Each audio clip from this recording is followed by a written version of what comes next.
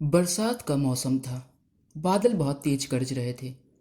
बिरजू दुकान बंद करके अपने घर वापस लौट रहा था। अरे आज तो बहुत ही देर हो गई। दुकान पर बहुत काम रहा। मौसम भी ख़राब है, कभी भी बरसात हो सकती है। रिंकू और विमला मेरा इंतज़ार कर रहे होंगे। बिरजू ये बोलते हुए घर लौट रहा था। तभी उसको लगता है कि उसके पीछे भी कोई चल रहा है।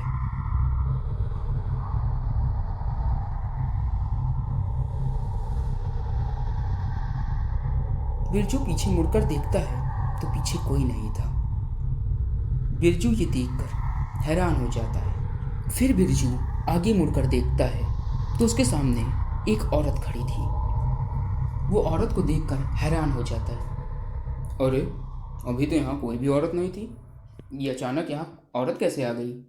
वो औरत बिरजू से कहती है, भाई साहब, क्या आपके पास छाता है? बरसात होने वाली है, मुझे छाता चाहिए।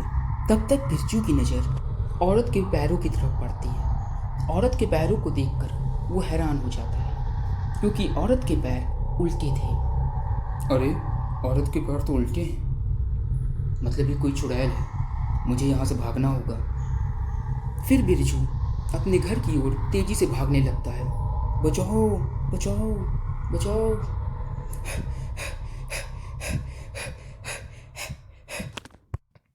बिरजू तब तक नहीं रुकता जब तक उसका गांव नहीं आ जाता है। गांव के पास पहुंचता है तब वो पीछे मुड़कर देखता है तो पीछे कोई नहीं था। अरे आज तो बाल बाल बच गया। भगवान ही ने मुझे बचाया। आज के बाद कभी भी रात में देर से दुकान से नहीं लौटूंगा। फिर वो अपने घर पहुंचकर तेजी से घर का दरवाज़ा खटखटाने लगता है। बिमला बिमला खोलो, जल्दी खोलो। बिमला बिमला। फिर विमला दरवाज़ा खोलती है। अरे क्या हुआ? इतना हाँफ क्यों रहे हो? कोई भूत ऊत देख लिया क्या? तुम्हें तो बहुत पसीना आ रहा है। क्या बात है? इतना डरे हुए क्यों लग रहे हो? अरे बिमला पूछो मत। भगवान का धन्यवाद करो कि मैं आज बाल बाल बच गया। क्या बहकी बहकी बातें कर रहे हो? साफ साफ बताओ क्या बात है। मुझे कुछ समझ नहीं आ रहा। तुम कहना क्या चाहते हो? मैं दुकान से वापस लौट रहा था, तभी अचानक एक औरत मेरे सामने आ गई और वो औरत मुझसे छाता मांग रही थी। तभी मैंने देखा कि औरत के पैर तो उल्टे थे। औरत के उल्टे पैर देखते ही मैं समझ गया कि ये कोई चुड़ैल है। फिर मैं तेज़ी से भागता हुआ घर आ गया। अगर मैं थोड़ी सी भी देर करता वो चुड़ैल मुझे मार देती। क्या बेवकूफ़ बनाने के लिए मैं ही मिली थी क्या? ये क्यों नहीं कहते कि दुकान से आने में देर हो गई इसलिए बहाना बना रहे हो? मैंने कुछ सामान मंगाया था, वो लाए? अरे तुम्हारा सामान लाना तो मैं भूल ही गया। मेरा विश्वास करो, मैंने सच में चुड़ैल को देखा है। मैं झूठ नहीं बोल रहा हूँ। मैं तुमसे क्यों झूठ बोलूँगा? तुम तो मेरी पत्नी हो। अच्छा छोड़ो इन बातों को। रात बहुत है, मौसम बहुत ख़राब है, तुम्हारा वहम होगा। चलो खाना खाते हैं। फिर वो लोग खाना खाकर सो जाते हैं। अरे अभी तक सो रहे हो? दुकान नहीं जाना क्या? उठो, बहुत देर हो गई है, अभी तक सो ही रहे हो। अरे विमला, आज मेरी तबीयत कुछ ठीक नहीं लग रही है। आज मैं दुकान पर नहीं जाऊँगा, घर पर ही आराम करूँगा। ठीक है, ज़्यादा काम करने की वजह से ही तुम्हारी तबीयत ख़राब हो गई है। एक दो दिन आराम करोगे तो सही हो जाओगे, ठीक हो जाओगे। फिर बिरजू दोपहर का खाना खाकर अपने दोस्तों से मिलने जाता है। बिमला, मैं अपने दोस्तों से मिलने जा रहा हूँ। अरे भाई, आज तुम घर ही पे हो क्या? दुकान पर नहीं गए क्या? रोज़ तो तुम्हारे दर्शन ही नहीं होते हैं। अरे भाई, आज मेरी तबीयत कुछ ठीक नहीं है, यही लिए मैं दुकान पर नहीं गया। तुम्हारी तबीयत कैसे बिगड़ गई? फिर रामू को बिरजू सारी बात बताता है।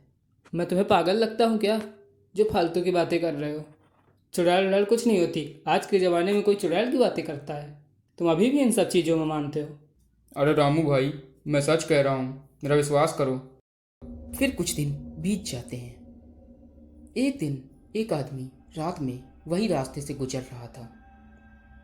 तभी वो औरत उस आदमी के सामने आ जाती भाई साहब, क्या आपके पास छाता है? बरसात होने वाली है, मुझे छाता चाहिए। छाता वाता कुछ नहीं है, चल भाग यहाँ से। छाता मांगने आई हैं, भागो। क्या मैं तुम्हें छाता वाला लगता हूँ क्या? वो आदमी नशे में था। तूने मुझे छाता देने से मना किया? रुक, अभी तुझे बताती हूँ। तूने मुझे गुस्सा दिला दिया है, अब मैं तुझे नहीं छोड़ूंगी। उस आदमी की बात सुनकर औरत को बहुत गुस्सा आ जाता है और वो अपने असली रूप में आ जाती है और आदमी को मार देती है। पता चला कुछ? वो गांव के विनोदुआ है ना, वो कल मरी गवा रात में। कहा मरी गवा? कल तक तो ठीक ठाक रहा। ये कौन चुड़ैल का काम तो नहीं है? हमको को यही लग रहा है कि कोनो भूत ऊत के चक्कर है।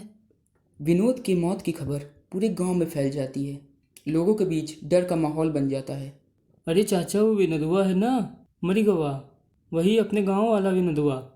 कल रात में लौटत रहा, पता नहीं कसा को मरी गवा। हाँ बेटवा, पता चला विनोद के बारे में। रात में गांव के बाहर निकले वाला नहीं ना भाई।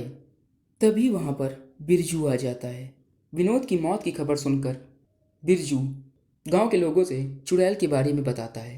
अरे चाचा, मैं दुकान से वापस लौट रहा था, तभी अचानक एक औरत मेरे सामने आ गई और वो औरत मुझसे छाता मांग रही थी।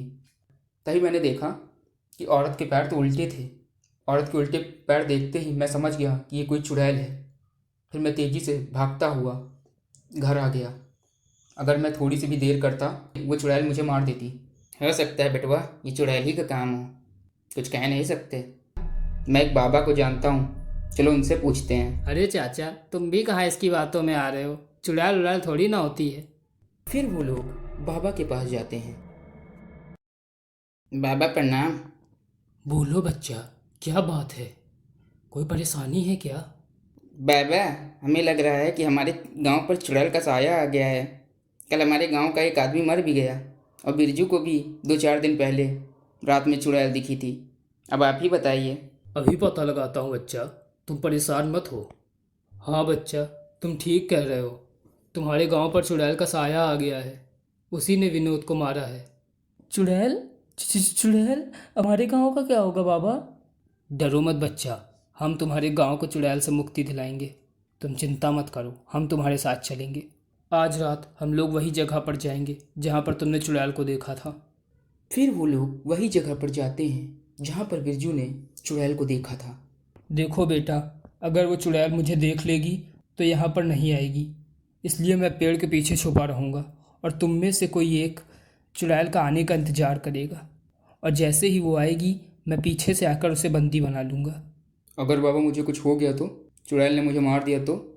चिंता मत करो बच्चा, तुम्हें कुछ नहीं होगा, मैं हूँ ना। तुम चिंता मत करो, मैं तुम्हें कुछ नहीं होने दूँगा। चुड़ैल को भगाने के लिए ये तो करना ही पड़ेगा। फिर वो लोग पेड़ के पीछे छुप जाते हैं और बिरजू चुड़ैल के आने का इंतजार करता है। फिर थोड़ी देर बाद वही औरत वहाँ पर आ जाती है। भाई साहब, क्या आपके पास छाता है? आपको छाता क्यों चाहिए? बारिश भी तो नहीं हो रही है। फालतू की बातें मत कर, मुझे छाता चाहिए बस। लगता है तेरे पास छाता नहीं है, इसीलिए तू फालतू की बातें कर रहा है। ये बोलते हुए चुड़ैल अपने असली रूप में आ जाती है।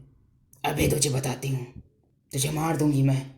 फिर तभी पीछे से बाबा आकर चुड़ैल के ऊपर गंगा जल डाल देते हैं। गंगा जल पड़ने के बाद चुड़ैल तड़पने लगती है। ये क्या डाल दिया मुझ पर, ये क्या डाल दिया? रुक, तुझे बताती हूँ, तुम सबको मारूंगी आज मैं। तो कुछ नहीं कर पाएगी। बता तू यहाँ क्यों आई है और गांव वालों को क्यों परेशान कर रही है? बता वरना अभी तुझे भस्म कर दूंगा। बता जल्दी। बताती हूँ, सब बताती हूँ, बताती हूँ, सब बताती हूँ, कुछ मत करना। मैं यही गांव में रहती थी, मेरे घर में कोई नहीं था। मुझे काम करने के लिए गांव के बाहर जाना पड़ता था।